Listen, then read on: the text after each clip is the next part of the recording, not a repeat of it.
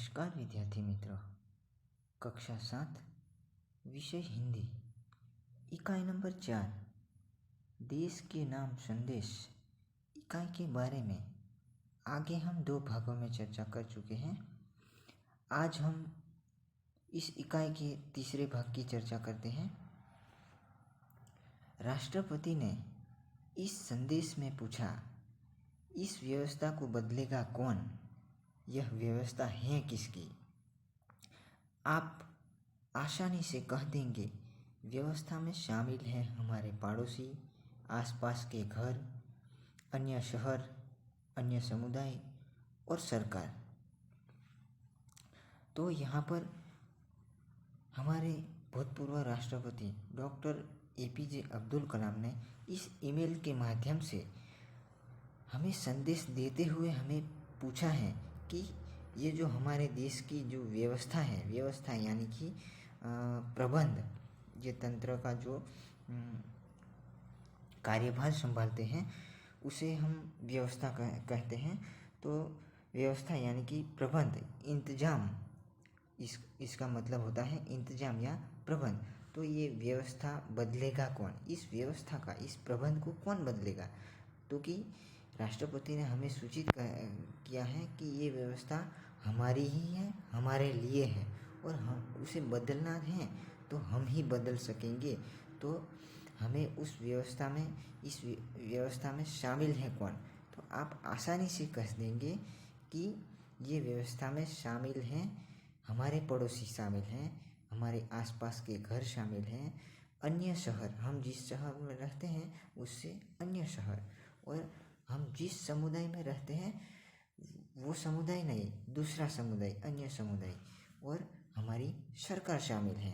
तो हम ये कहकर हम छूट जाएंगे या हम निराले रहना चाहते हैं, हम हमारे पर उस व्यवस्था तंत्र में हम शामिल हैं ऐसा हम नहीं स्वीकार करते। ये बड़े लोगों की बात है। तो राष्ट्रपति ने हमें ये कहना चाहते हैं कि हम हमारे ऊपर कभी भी ये आरोप नहीं लगवाएंगे, हम उसमें शामिल हैं ऐसा हम कतई नहीं स्वीकार करेंगे। लेकिन मैं और आप कतई यानी कि बिल्कुल स्वीकार इसका करेंगे नहीं। जब कुछ अच्छा करने की हमारी बारी आती है तो हम अपने परिवार को सुरक्षित कवच में घेर लेते हैं। यानी कि राष्ट्रपति हमें ये कहना चाहते हैं कि जब हमें अच्छा कार्य करने का या देश के लिए हमें कार्य करने की हमारी जब बारी आती है तो हम अपने परिवार को सुरक्षित कवच में घेर लेते हैं। यानी कि हमारे परिवार की सुरक्षा पहले हम कर लेते हैं। दूसरों का जो भी होना हो वो हो, लेकिन हमारे परिवार को कुछ नहीं होना चाहिए, ऐसा हम कवच यानी कि रक्षा करने का एक जो साधन है उसे कवच कहा जाता है। तो हम अपने परिवार की सुरक्षा को ध्यान में रखते हैं, दूसरों की सुरक्षा के बारे में बाद में सोचते हैं।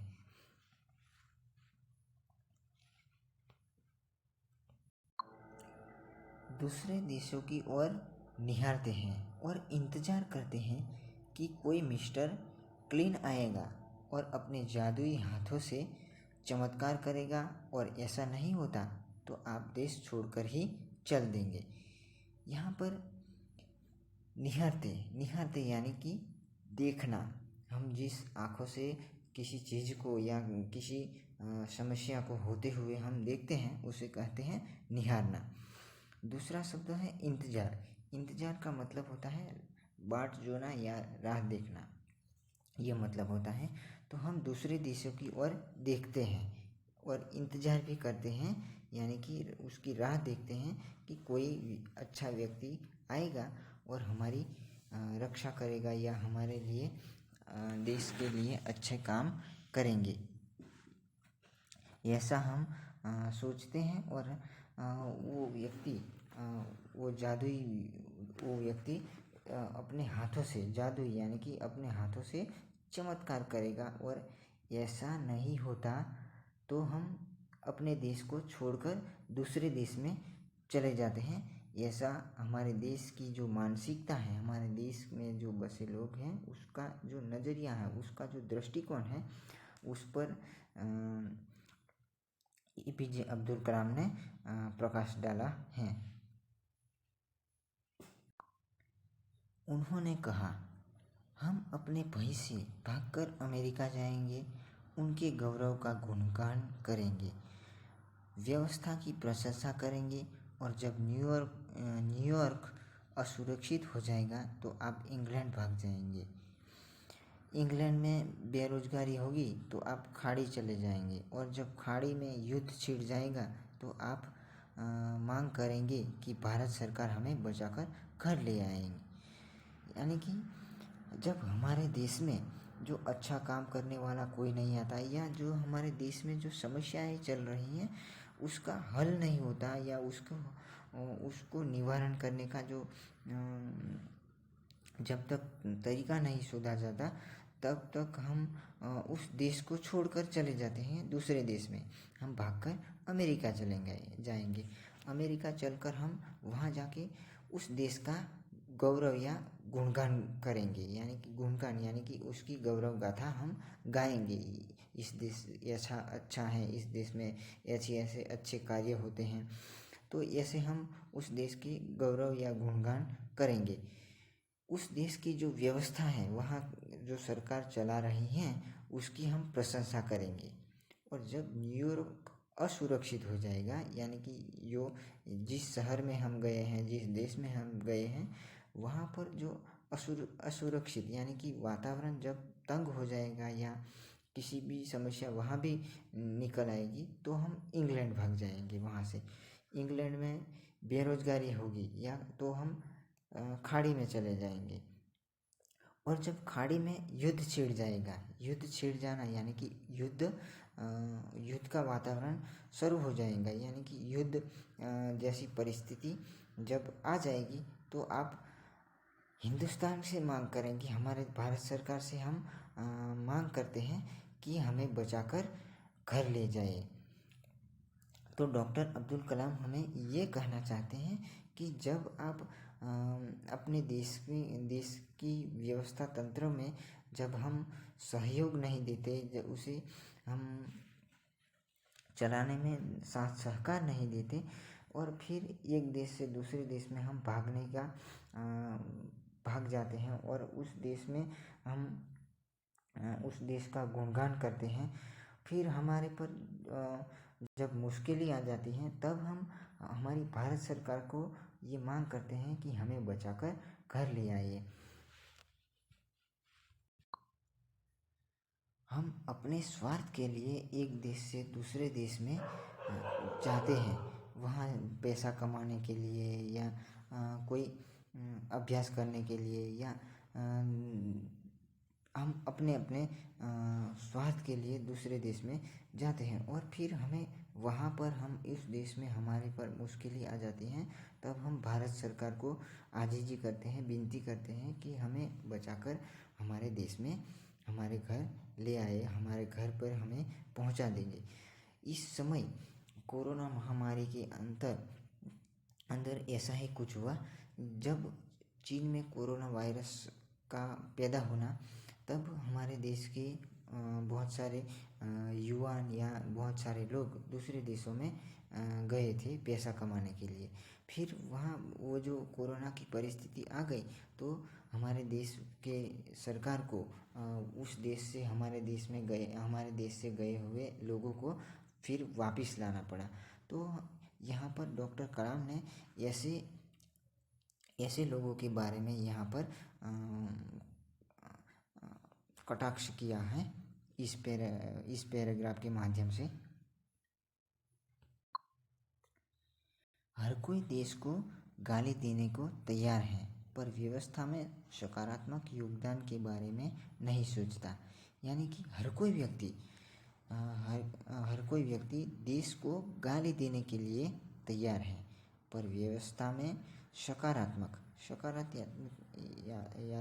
सकारात्मक यानी कि स्वीकृति से योगदान यानी कि सहयोग अपने आप स्वीकार करके सहयोग देने के बारे में सोचता नहीं यानी कि सहयोग देने का विचार भी नहीं करते। क्या हम अपनी आत्मा को पैसे के हाथों में गिरवी रख दिया है? यानी कि अब्दुल कलाम हमें कहते हैं कि क्या हम पैसों के लिए अपनी आत्मा को कभी गिरवी रखते हैं?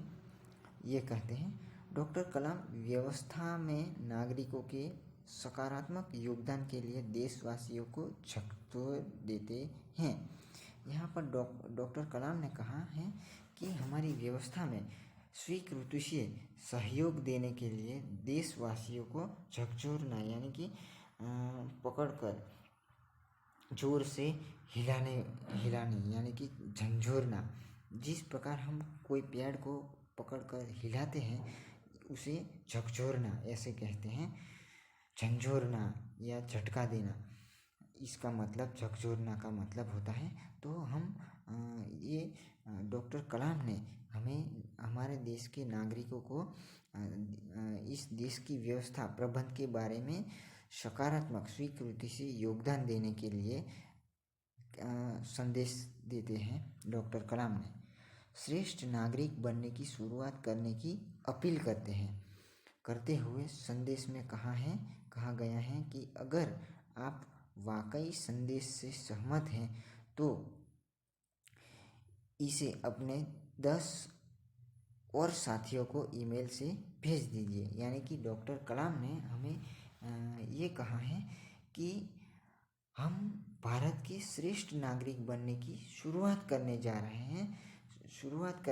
करते हैं तो विनती करते हैं, अपील यानी कि विनती करते हैं डॉक्टर कलाम ने कि विनती करते हुए संदेश देते हैं। और संदेश में ये कहा है कि अगर आप वाकई में यानी कि हकीकत में आप इस संदेश से, इस ईमेल से सहमत हैं तो इस ईमेल को अपने से और दूसरे 10 साथियों को ये ईमेल भेजे, ऐसा डॉक्टर कलाम ने कहा है।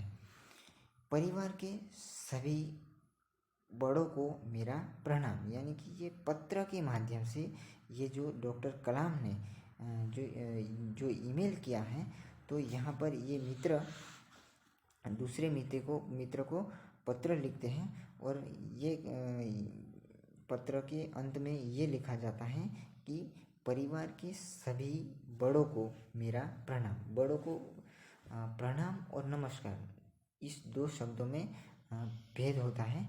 जब हम हमारे सामने कोई जो बड़ा व्यक्ति होता है उसे हम नमस्कार नहीं कर सकते, उसे हम प्रणाम कर सकते हैं। जब हमारी बराबरी उम्र का या हमारे बराबर का जो कोई व्यक्ति होता है उसके लिए हम नमस्कार कह सकते हैं।